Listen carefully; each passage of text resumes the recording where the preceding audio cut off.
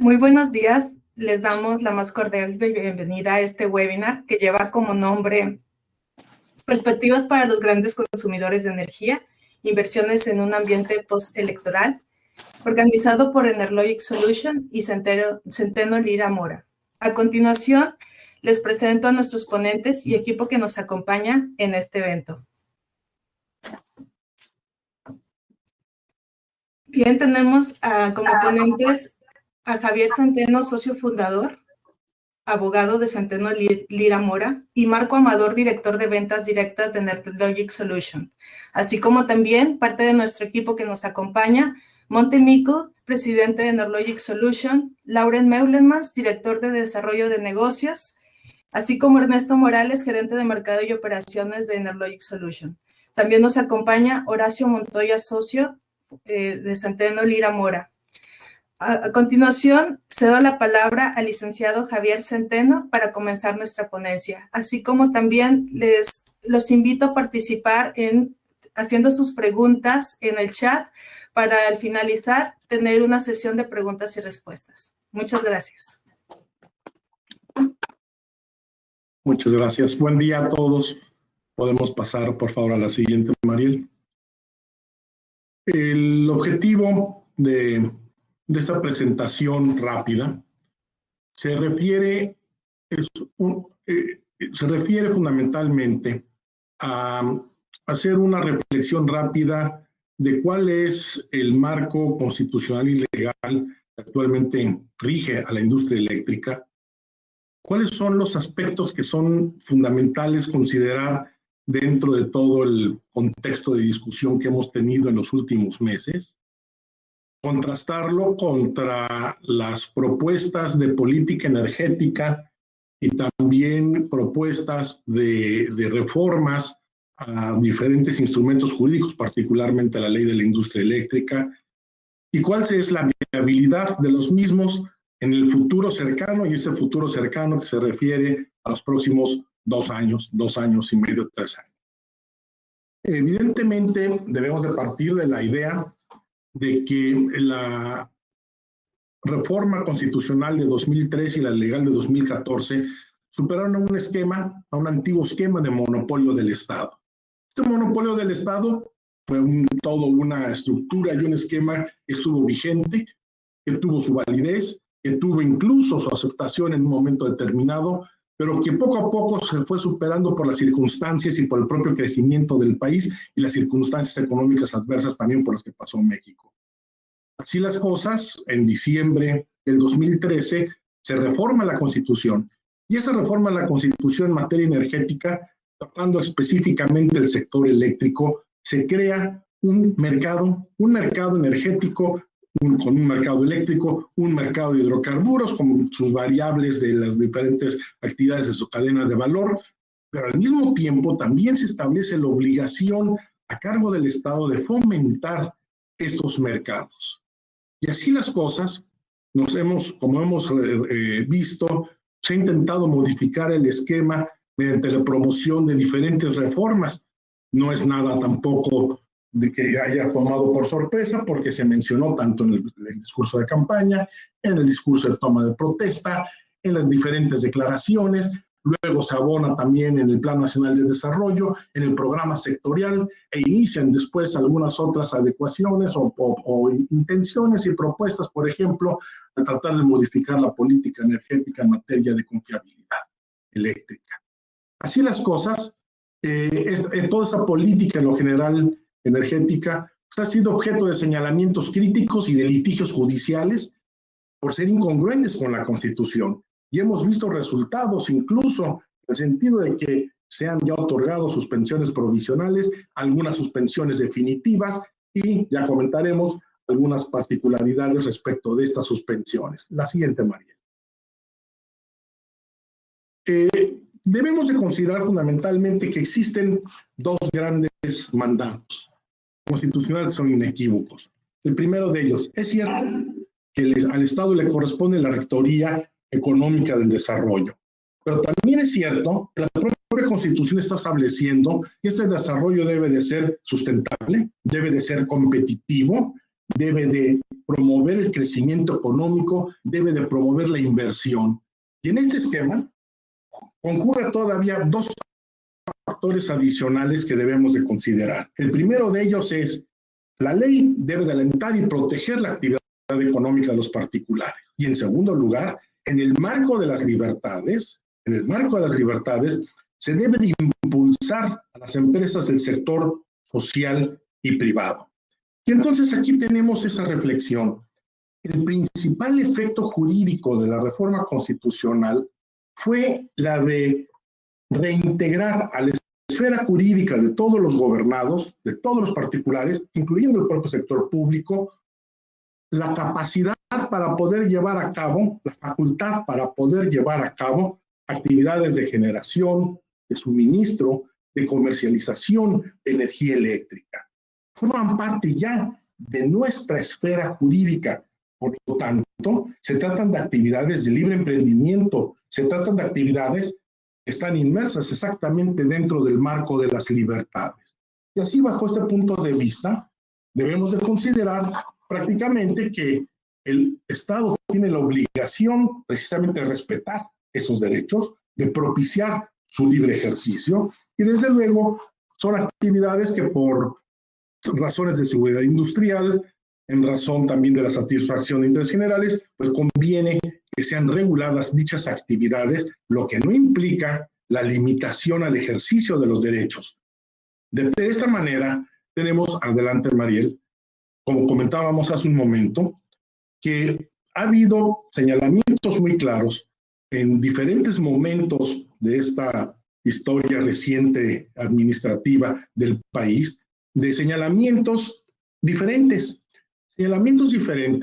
cuyo propósito fundamental públicamente es el de fortalecer a las empresas productivas del Estado.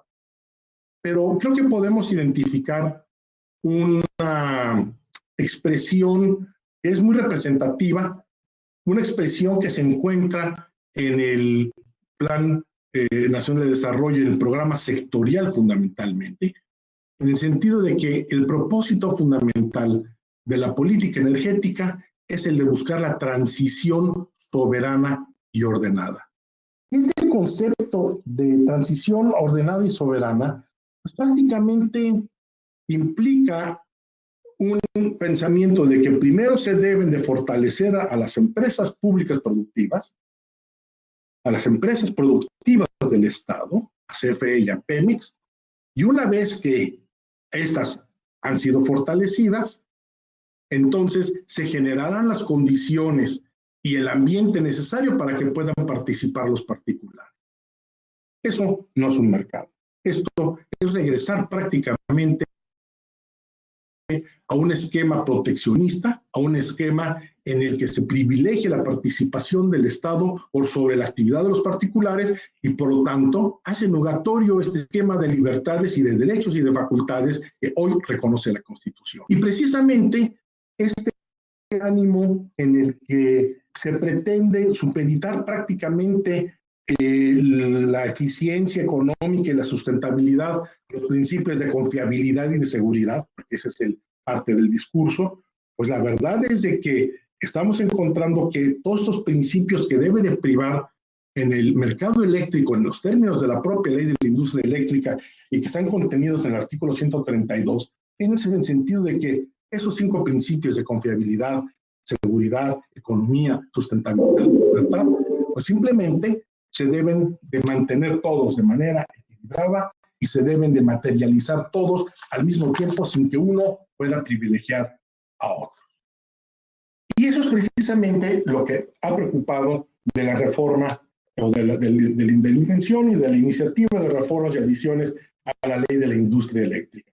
Aquí en esta ley podemos prácticamente encontrar 7 grandes vectores o 7 grandes ejes que pueden sintetizar.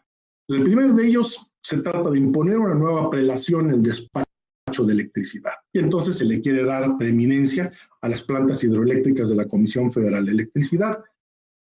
Cuando vemos que, bueno, mucha de esta generación, son plantas de momentos pico, independientemente de que también hay que considerar que el almacenamiento del agua no solamente tiene un propósito de generación de energía eléctrica, sino que también tiene otros propósitos fundamentales y no necesariamente es en un esquema industrial conveniente estar dándole preeminencia a una sola fuente cuando tenemos otras muchos más, sobre todo pensando que tenemos energías limpias y compromisos internacionales incluso de poder alcanzar estos hitos que se están planteando para poder revertir el cambio climático.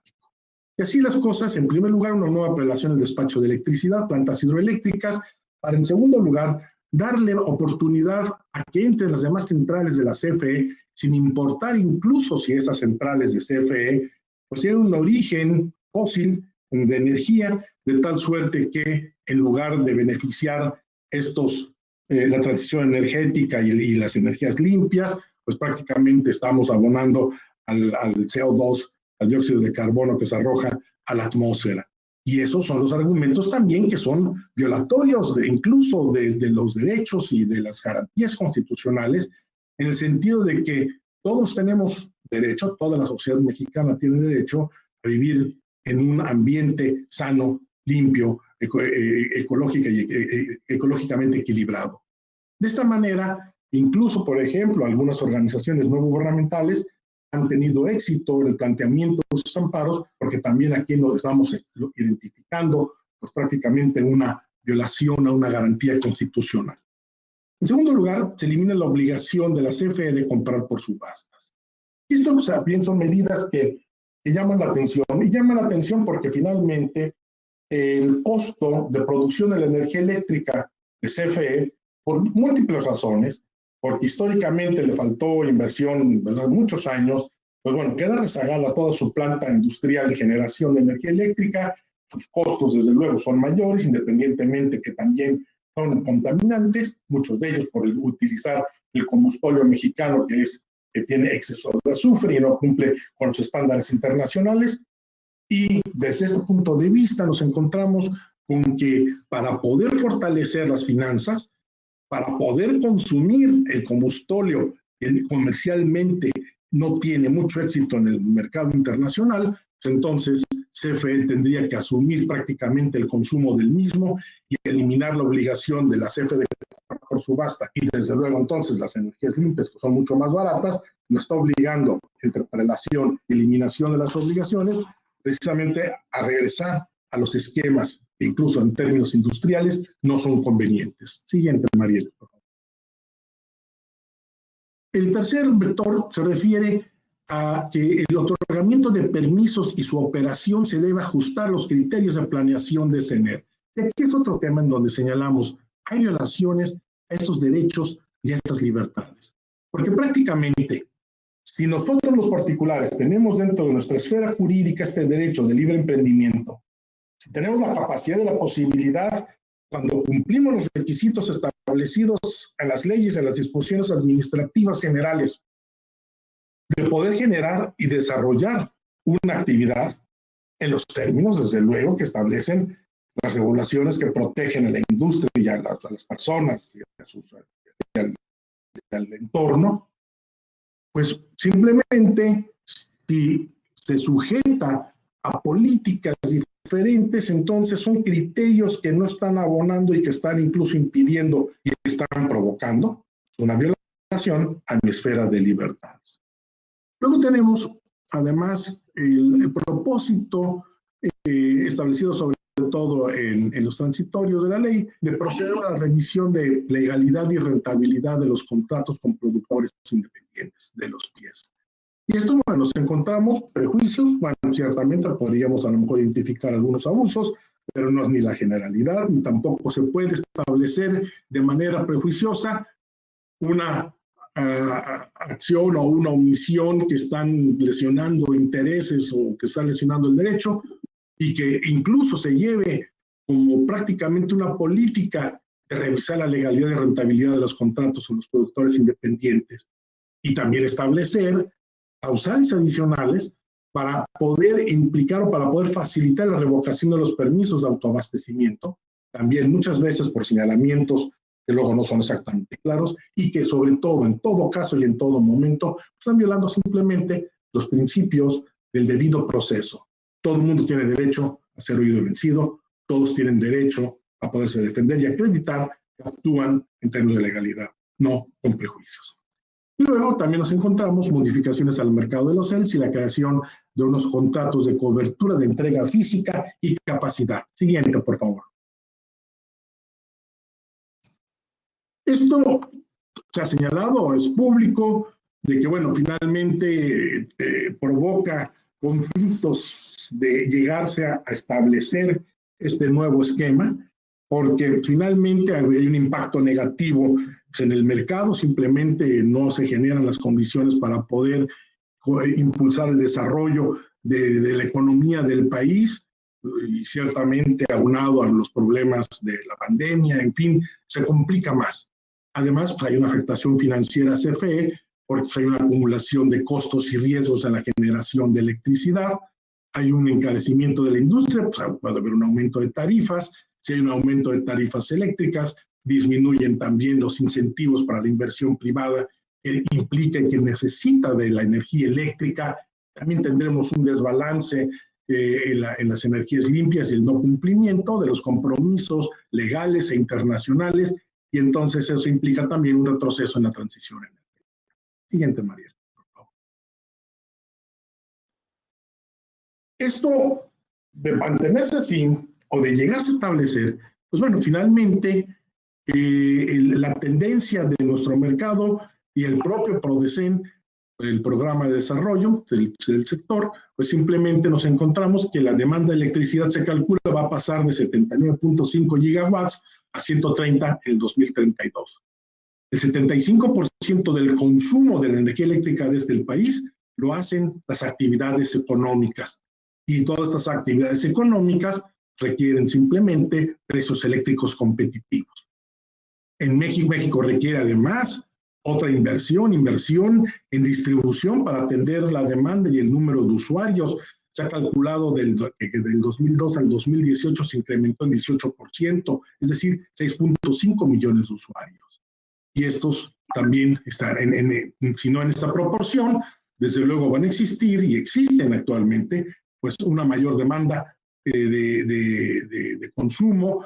Hay un crecimiento, aunque sea menor, pero sin embargo existe, aunque sea un pequeño crecimiento. También, desde luego, nos encontraríamos que la modificación a la LIE pues buscaría cerrar a la inversión privada, la generación, eliminar incluso, parece que esa es la tendencia, los 349 contratos de autoabastecimiento, muchos de ellos ya incluso de manera próxima van a empezar a agotar su vigencia. Hay que considerar que simplemente estos contratos y estas modalidades del régimen legado pues aparecieron en un momento de circunstancias económicas del país sumamente complejas, sumamente complicadas en los 90s, que veníamos arrastrando toda esta serie de problemas inflacionarios y de déficit presupuestales de los 80s y 90s, y que luego todavía tuvimos hasta el gran conflicto y la gran crisis del 95, y eso permitió todo ese régimen legado atender el crecimiento de la energía eléctrica y de las necesidades de consumo de los usuarios. Desafortunadamente, la propia circunstancia económica del país pues impide que la CFE tenga recursos para cubrir la demanda, para que pueda reemplazar o al menos actualizar las plantas obsoletas, para que pueda ampliar, como comentábamos, las redes de transmisión y distribución.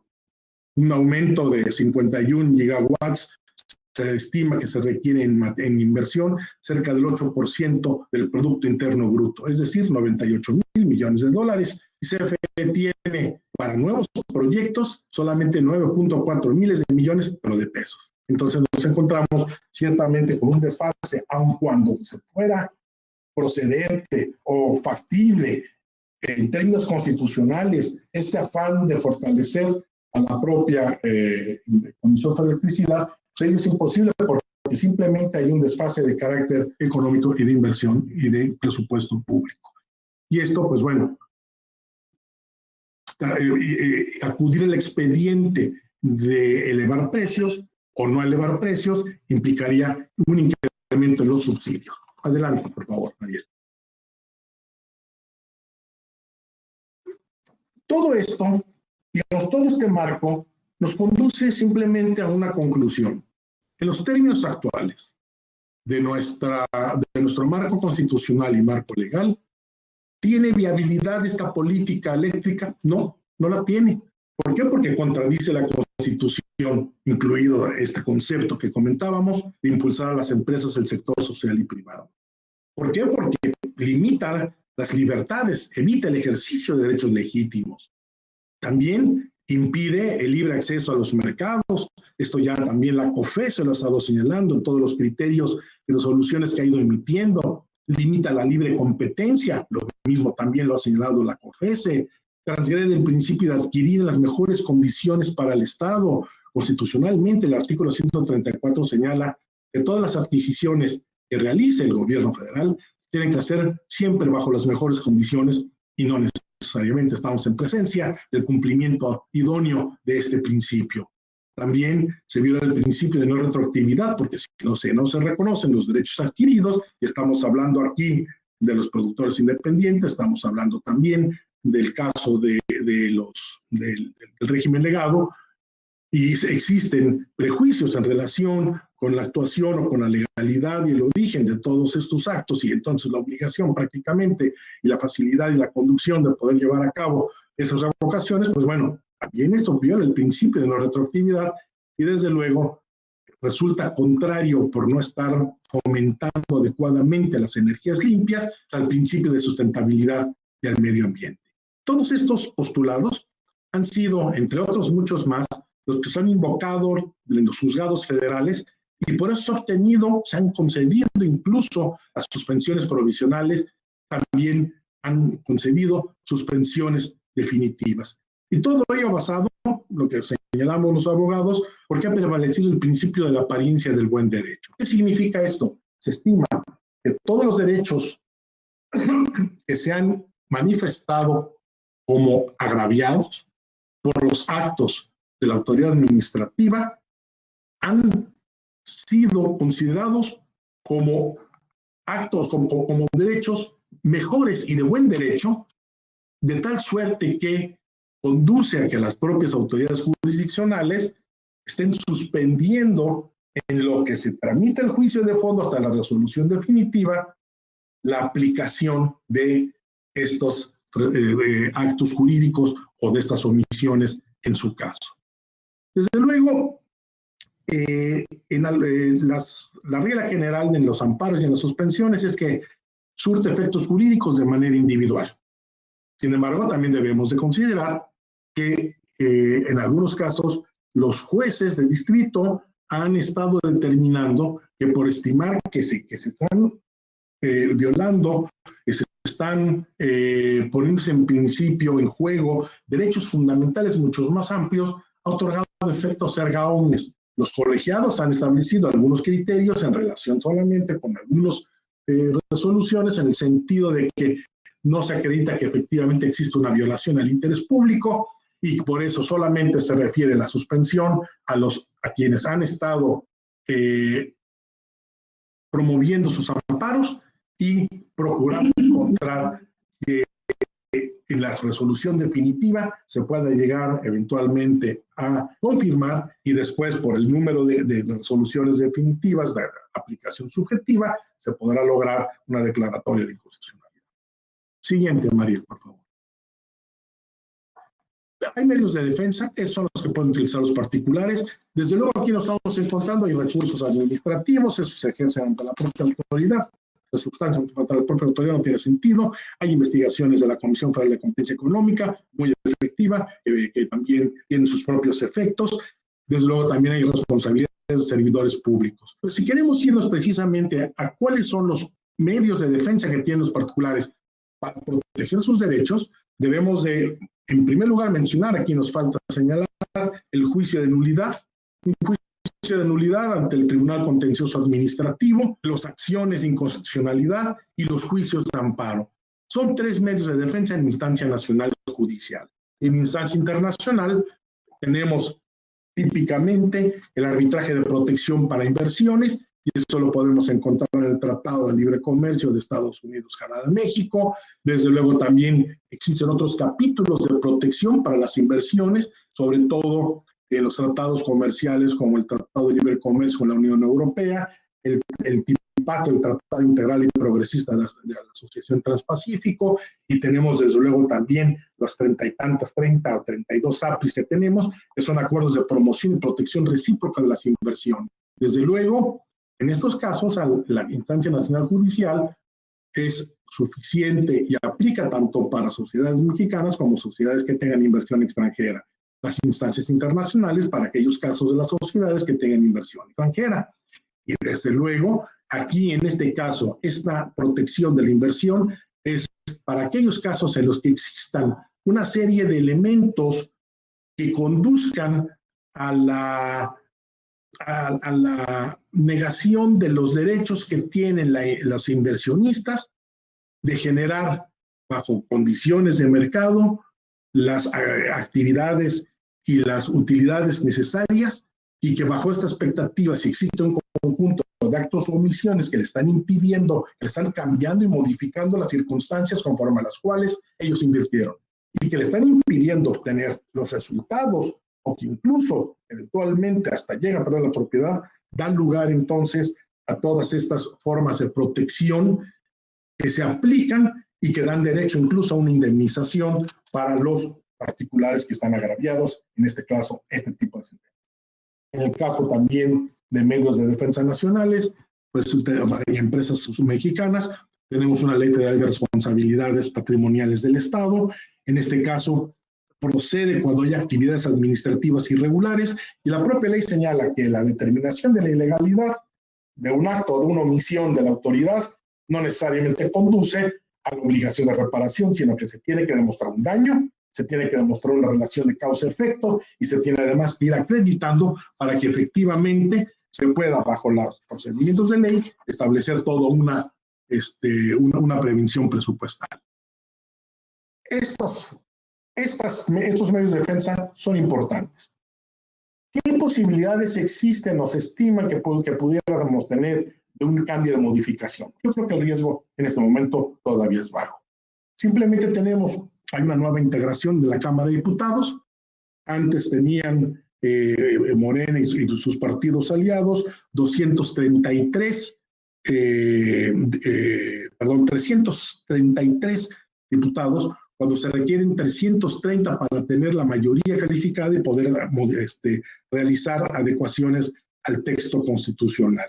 De esta suerte, han perdido esta mayoría calificada, y por lo tanto es muy difícil que puedan llegar a realizar alguna modificación a la Constitución. Sí tienen todavía el número adecuado para poder hacer modificaciones legales. Sin embargo, porque son 279 considerando incluso al Partido Verde, sin embargo, debemos de considerar que las adecuaciones legales siempre están sujetas al propio texto constitucional. Se ha mencionado que se podría obtener en un momento determinado una amplia mayoría para poder llegar a reformar la Constitución, considerando las alianzas legislativas con el PRI, incluso se ha señalado, lo cual yo considero lo que un poco lejana esa posibilidad, incluso hasta por el conflicto interno que están ahora manifestando públicamente. Es posible que la reforma constitucional en materia de electricidad que ha anunciado el presidente de la República pudiera tener, dentro de ese contexto, pudiera tener algún éxito. Pues difícilmente lo puede tener, porque alcanzar estas mayorías calificadas, pues francamente no se ven sencillas, e incluso ya lo han, hasta los propios líderes de las cámaras, lo han manifestado hasta públicamente. Lo mismo sucede pensar en que pudiera eventualmente tener éxito una iniciativa del senador Martí Batres de reformar el artículo 25 de la Constitución en materia de estado de bienestar, en donde de una manera con poca técnica legislativa se están presentando y proponiendo en la incorporación de realizar consultas públicas que están en una situación poco clara, incluso contradictoria con otras consultas que deben de existir, por ejemplo, en materia de planeación y desarrollo, en el artículo 26 de la propia Constitución, o bien las consultas que en términos del artículo 35 también existen, que pudiera dar lugar eventualmente encontrar una fórmula o una alternativa de acción, también se ve simplemente porque no es una iniciativa del propio presidente y se ve poco probable que pueda tener éxito. Respecto de los criterios en tribunales colegiados o la suspensión general de las reformas a la ley de la industria eléctrica, me parece que en este caso, pues al final de prevalecer los criterios, y como yo creo que así van a ser, se van antes incluso del propio diciembre de este año, yo creo que se van a confirmar las suspensiones definitivas, se van a confirmar las inconstitucionalidades, porque hay pues mucha evidencia del buen derecho que le asisten a los gobernados en razón del texto actual de la Constitución y de las leyes respecto de las propuestas de modificaciones a la Constitución y a las leyes. Y también se menciona como algún riesgo una nueva integración del Pleno de la Suprema Corte. El último día de este año termina el periodo del ministro de Carlos Fernando Franco, quien ha sido un ministro que se ha destacado, que ha participado en todos estos procesos de discusión de las constitucionalidades e inconstitucionalidades en materia energética hace muchos años. Y pues bueno, no creo que exista aún un desfase en caso de que entrase algún ministro, un nuevo ministro de la Corte, proclive al Ejecutivo, porque lo que hasta ahora hemos tenido en la actividad y en las discusiones de estos últimos nuevos ministros es que ciertamente con algunos, con más claros que oscuros, han estado actuando en razón incluso de que la evidencia del buen derecho que le asiste a los gobernados creo que es muy clara. Conclusión, me parece que siempre hay riesgos, pero esos están limitados y que vale la pena invertir. Muchas gracias.